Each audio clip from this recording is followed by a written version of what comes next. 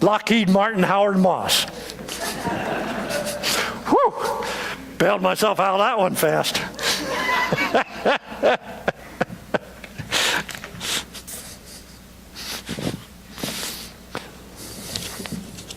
Thank you for agreeing to join me as employers. And I'm going to ask that when you want to speak, when it's your turn, that you take the handheld mic so that it actually projects. So since we're talking about these principles, how we can be better employees, and you all have experience as employers, tell us, first of all, the context of where you serve as one who hires people and supervises people. Tell us about your role as an employer. Who would go first? Ladies first. Oh. I'm the minority, that's why I'm first. We've been publishing and selling books for about 30 years now, and when I thought of this question, I had to go back in history a little bit, and if you'll bear with me just briefly. Before Lamar and I were married, we did some research, and yes, we spent some dates indexing the annals of the Conestoga Valley. So if you young people want an idea on what to do on a date, I'll give you a book to index. It's not so bad.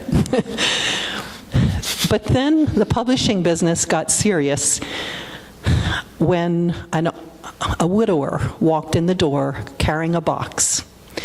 His wife had died just a month before, and Mr. Batdorf said, in memory of her, I would like you to compile a book. Well, up to this point, we didn't have employees, and we felt like God was calling us to do it, so we said yes.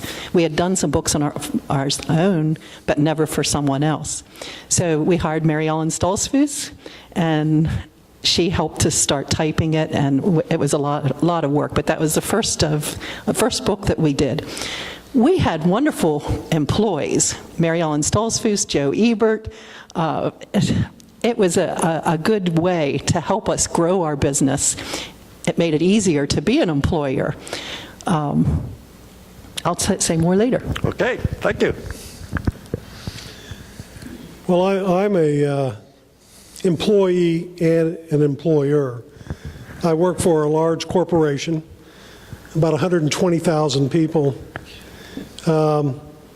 I manage about between 450 and 500 people, and we're scattered all over the globe.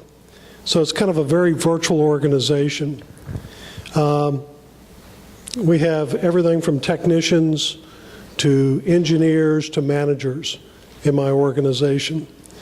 One of the challenges that I see is being in corporate America is that everything is politically correct. So for me to sit down and to share my Christian journey with somebody is not done, because some people may think I'm trying to convert them right there, and that's just not done ethically in the eyes of corporations. So we'll get into some of the other things later, but yeah, it's a lot of the people I only see a few times a year. Other people I see on a daily basis. Well, I'm a farmer. I'm not sure I qualify to be up here. I told Bob that, but he said I'm up here anyway. So anyhow, I have a business that has grown somewhat over the years. We have 8 full-time employees, myself included, and about 10 up to 15 part-time and seasonal help. So we grow row crops. We have cattle, a few cattle and some hay, and we also have a sawdust business.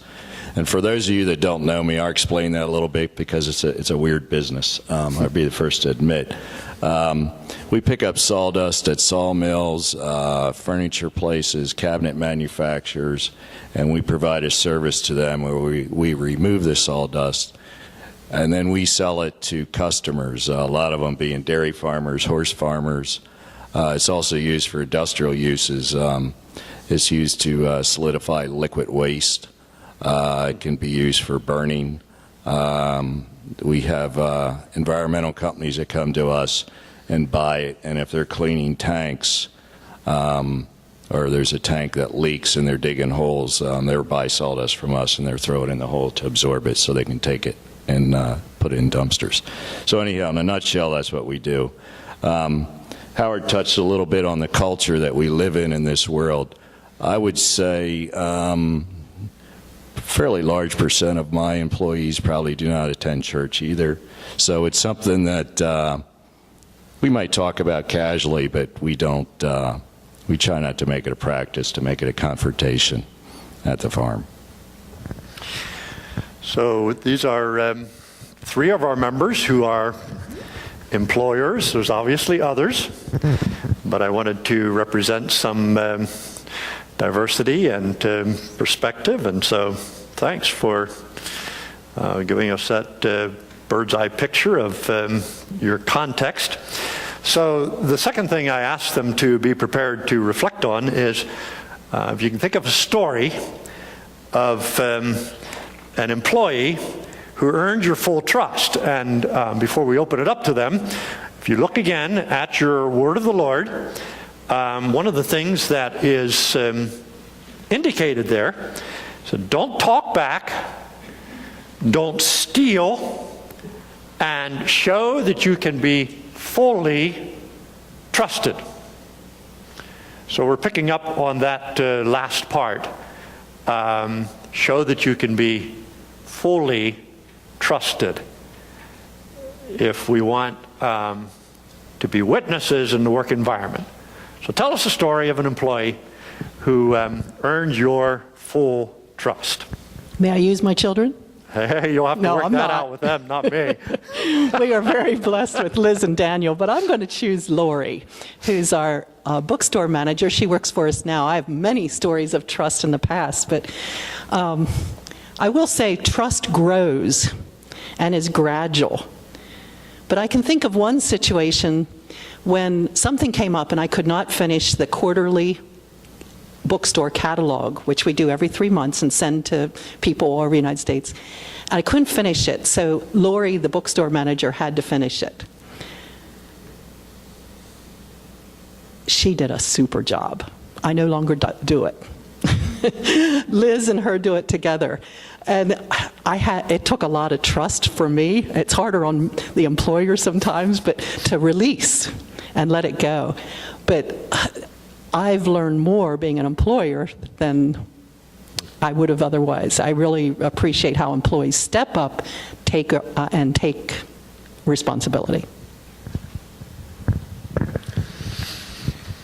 Yeah, probably the example is not a single employee, but in general, it's probably a lot of different employees. I don't look for loyalty, because if you have loyalty in a workforce, sometimes that can become blind loyalty. And anytime I say, make a recommendation, it becomes gospel. I don't want that.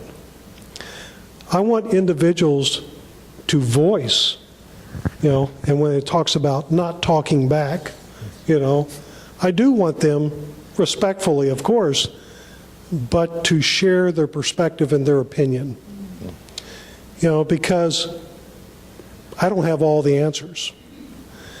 So bringing perspective, ideas to the table, because in our industry and technology, typically there's probably 10 different solutions, and every one of them would work. But is there one solution that may work better a little bit and meet the needs at the time? Now, one of my stories is, one thing I've always encouraged, and I also do, is mentor. And at any one time, I'll have 6 to 8 individuals that I mentor. And through that mentoring process, I'll sit back